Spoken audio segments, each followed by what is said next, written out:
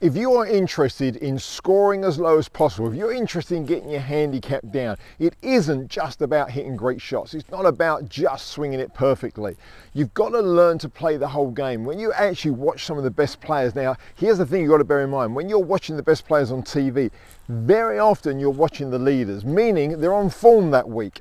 Okay, but actually when you go to a tournament and you walk around and watch people play, you'll see they get into trouble occasionally, they hit bad shots, and these are the best golfers in the world. So what they're good at though is managing that situation and recovering.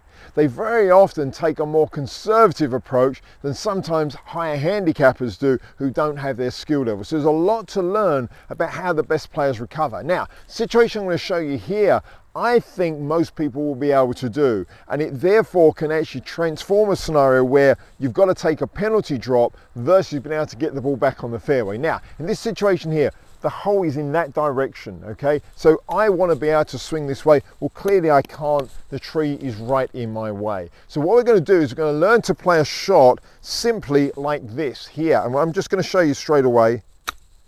Boom, there, back onto the fairway, okay? Now, let me just give you the quick technique for that. Believe it or not, there's a couple of little key things you want to work on. I'm going to show you from this angle. So number one, what you're going to do is make sure, and by the way, I always think an A-tine is the best choice for this. The shape of the A-tine works really well because you're going to actually put the toe of the club quite steeply on the ground, and the shape of the A-tine, the toe end, gives you a bit more club face. That works really, really well in my view, okay? Now, what you're going to do is you're going to set up and you're going to actually have the arm and the shaft in a vertical line here, dead straight in a line. You're going to place the ball basically between the ankle and the middle of the foot, around about there, roughly where your laces are in actual fact, in that position there. The key action is simply this, it's learning to hinge the wrist like that. So if you look at my arm isn't actually swinging. Okay, I could do that if I wanted to hit it further, but generally all we're trying to do is get back in play and save that penalty shot. Okay, so in that situation, don't worry about the arm, just learn to hinge the wrist almost as if you're using like a hammer and just tap back onto the ball in that position.